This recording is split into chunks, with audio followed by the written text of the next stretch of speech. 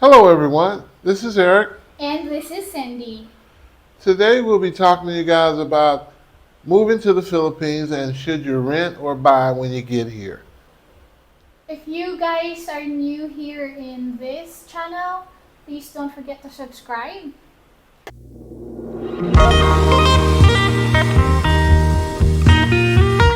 If you're going to rent here, you're going to typically put down uh, 3 times what the rent is. That's going to be 1 month in advance and 2 months deposit. So let's say, for example, the rent is 25,000 pesos. You're going to multiply that by 3. You're looking at 75,000 pesos to move in. Now, if you compare that to buying a place, here in the Philippines, they typically want 20% down for any financing. Now, let's say you're buying a place that's 5 million pesos. So let's say you're buying a place for 5 million pesos. They're going to want 1 million pesos down. That's about $20,000. Yes. Now, of course, it depends on your budget as to whether or not those two items are going to be for you or not, or fit your budget. But basically, the lower cost is to just go ahead and move into a place. It's it's going to be a much lower cost to put down the amount you need to rent the place than it is to buy. Now, there are numerous choices of places to rent in various neighborhoods. This is another plus to renting. You can find a broad range of prices for the rental units depending on the neighborhoods that you choose. Mm-hmm. And you can come in and look around and find a neighborhood that will fit your budget. Now, another good factor about renting is that you only need to lease the unit for a period of 6 months to a year, and that will give you a lot of flexibility. Let's say you move in after a few months and you realize that you do not want to live there because of, let's say, there's construction noises, you have a noisy neighbor, you have some barking dogs or roosters that are aggravating you. You can just go ahead and give notice at the end of the lease and move out. Try another neighborhood and find somewhere where you can live in peace and quiet. And this would be very difficult if you were buying. You would basically be stuck. And if your prospective buyer to the home that you're trying to sell now finds out about these things, they won't want to buy, and they won't want to buy your home and when you're ready to resell. Yeah. So basically, you're just in a better position if you look around and make sure you find a great neighborhood uh, to move into. And I want to mention finally that generally you're not responsible for making repairs to the property. Now, if you're renting, there are some cases where the landlord will ask you here to take care of the minor repairs, and they'll go ahead and do the major ones. Mm-hmm. That's okay if you have to put in a doorknob, if you have to uh, unstop a toilet or something like that. You can generally get those things done for a small amount of money here. Mm-hmm. But when you start talking about major repairs like leaking roofs or some kind of storm damage, monsoon, flooding, you don't want to be responsible for that. Renting will get you off the hook for those type of responsibilities. All right, Cindy, you can go ahead now. You want to tell them about buying? Yes, for buying, first, the equity in the property would start immediately. There will be no delay in this category. Your payments will be applied to your mortgage balance. And yeah, that's elementary. That's one of the good things about buying. You will at least begin to start paying down the balance that you owe on the property right away. That's that's one of the advantages of that. Because if you look around and you're renting for, let's say, 3 years, and you look back and you say, "Wow, I could have been paying on this property for 3 years," Yeah. and you would probably have some equity in it by that time. Mhm. And number two, when buying compared to renting, you can customize your home as you like it. Make additions or renovations up to your standards.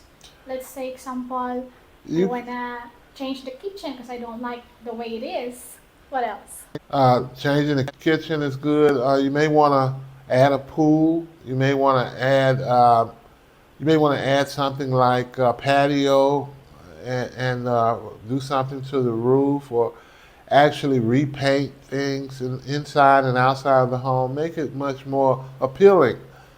These things you can do. You can definitely customize the home, and that's one of the advantages of going ahead and buying up front. Mhm. And third is, yeah, this is the down part of it. But for buying, all the maintenance and repairs are your responsibility. As what Eric mentioned earlier, that is gonna be in your on your pocket. Yes, that's coming out of your budget. So if you're on a budget, if you're on a pension, or if you're on some other kind of budget trying to stretch your money here, Mm-hmm. and you're buying, you have to allow for maintenance and repairs, and that's going to come out. Could be on a monthly basis, could be every 2 or 3 months. Something's going to break down, and so you have to take that into consideration. That's definitely one of the disadvantages of buying a home right away if you're not prepared for the maintenance costs. Yes, and then fourth is, unless you are paying all cash, you will need to find financing, and this could be tricky for a foreigner. Yes, indeed. Some mortgage companies won't lend to you as a foreigner.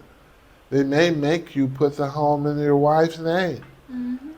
And if you do find somebody that's going to lend to you, they probably won't go long term, such as 20 years, 15 years, especially if you're in your 60s or you're retired. You won't be able to get a long term mortgage like you would in the States. I would say at the most they would go 10 years if you're in your 60s, unless you put it in your wife's name, which you want to avoid doing. Yeah, also about owning, foreigners can own condos here, Hmm. but not a property that has land on it. That's true.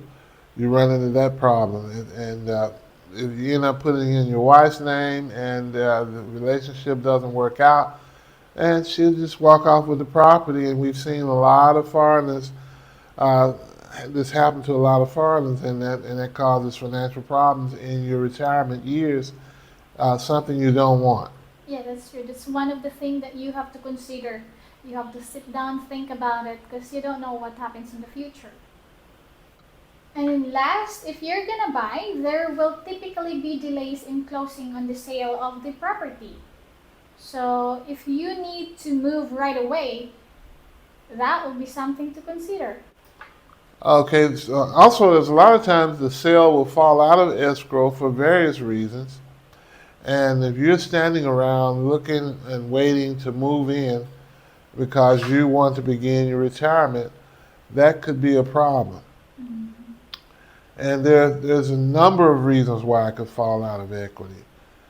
Just doing the title research, finding out who actually owns the property could be a problem, and finding the financing within a reasonable amount of time.